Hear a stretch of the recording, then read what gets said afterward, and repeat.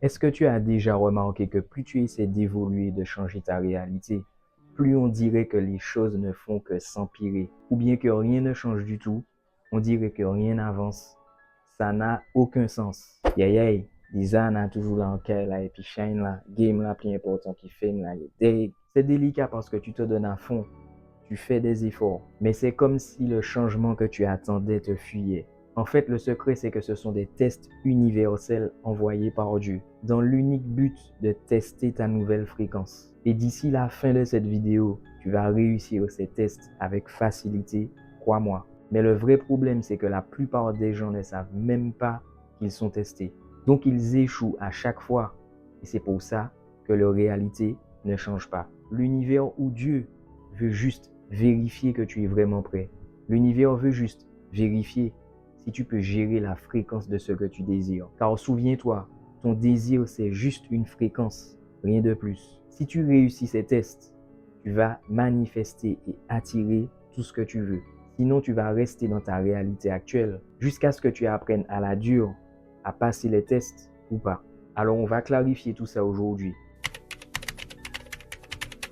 Tu as déjà eu l'impression que plus tu essaies de t'élever et que plus les choses empirent, si tu veux changer ton état d'esprit, être plus positif, tout ça, et boum, galère, facture, mauvaise nouvelle. Ça m'a toujours intrigué, je n'arrivais pas à comprendre. C'est comme si tu essayais de t'améliorer, mais que l'univers se liguait contre toi. On a tous vécu ça. On essaie de manifester plus d'argent et de se concentrer sur l'abondance. Mais derrière ça, ton compte bancaire ne suit pas et tu as découvert. Ou sinon, un truc se casse, tu reçois une amende, tu perds de l'argent, un client se désiste, peu importe. Ce qui se passe, c'est le contraire de l'abondance que tu attendais. Et vivre ce genre de situation est hyper frustrant et démoralisant.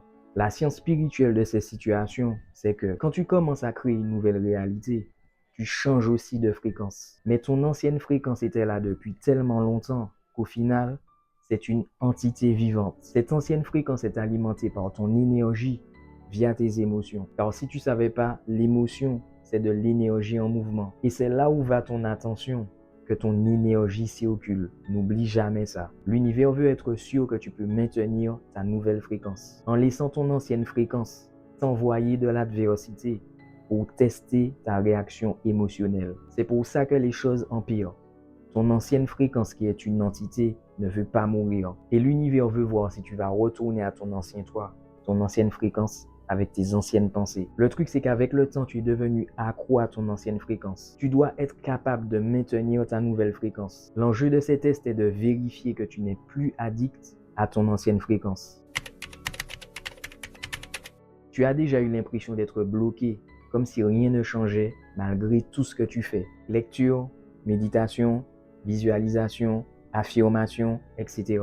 Toujours les mêmes galères, les mêmes frustrations, les mêmes blocages. Et tu finis par douter et te demander, est-ce que tous ces trucs-là de manifestation sont même vraiment réels? Moi aussi, à un moment, je pensais être tombé dans une espèce d'arnaque New Age pour fuir ma réalité. Je me sentais un peu con et j'avais aussi une espèce de sentiment de désespoir. Je pouvais même aussi me demander si ce n'était pas un peu de la folie. En vérité, l'univers veut voir si tu vas continuer à croire que l'illusion qu'on appelle la réalité est réelle. N'oublie pas que la réalité n'est que l'effet d'une cause mentale, donc invisible. Mais le laps de temps que prend cette cause mentale pour se manifester, c'est ce qu'on appelle le délai de matérialisation, parce que la matière doit se réorganiser. Si chaque pensée se matérialisait instantanément, ce serait le chaos total.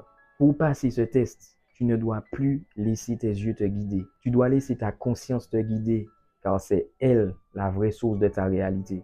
Souviens-toi que tes yeux ne peuvent voir que 0,005% de ce qui existe réellement. Mais ta conscience, elle, peut percevoir l'invisible. C'est comme si tu avais une imprimante hyper lente. Même si elle est lente, tu sais qu'elle va imprimer le document. Tu n'as aucun doute. L'univers est un peu comme cette vieille imprimante ou un plat qui prend du temps à arriver quand tu es au restaurant. Dans notre réalité 3D, le challenge que l'univers te donne est de voir si tu peux maintenir ta nouvelle fréquence, peu importe ce que tes yeux te montrent. Dès que tu sais que tu es dans un test, ta façon d'agir change complètement. Tu as conscience de ce qui se passe et là, tout change. car tu as une nouvelle perception. Voici 2 méthodes pour passer ces tests. Méthode 1, voir l'adversité comme un entraînement. Quand les choses empirent, dis-toi que c'est un bon signe.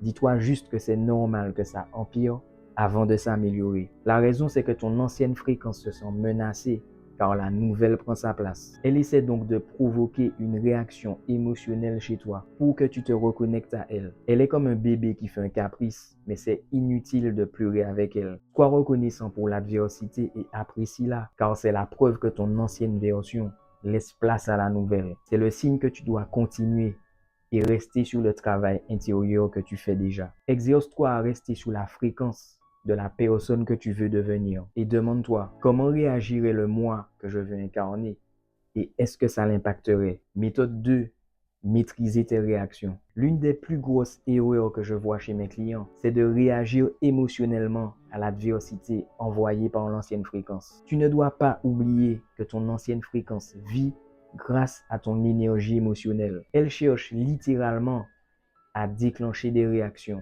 Donc là, tu dois pratiquer le détachement tout en restant sur le niveau de conscience que tu veux atteindre. Exemple, tu reçois une amende de stationnement. Si la version riche de toi-même était déjà là, est-ce qu'elle serait vexée au max pour une amende de 40 €? Chaque niveau de réalité a son niveau de réaction et ils doivent être alignés. C'est un entraînement. Plus tu pratiques, plus tu t'améliores. Plus tu fais de ton mieux jusqu'à ce que tu fasses mieux. Plus tu agis à partir de cette nouvelle conscience, plus tu passes les tests de l'univers. Tous les anciens sages parlaient du détachement. Pour les bouddhistes, la racine de la souffrance est l'attachement. Maintenant que tu connais les tests de l'univers, tu vas pouvoir vaincre ton ancienne fréquence sans problème. Et à chaque fois que tu passes les tests, tu te rapproches de la réalité que tu veux. Alors quand ça empire ou que ça stagne, souris. Tu sais que c'est Dieu qui te dit « Montre-moi que tu es prêt ». Si tu veux la clarté d'esprit pour manifester la vie que tu sais que tu mérites, abonne-toi et clique sur le lien dans la description.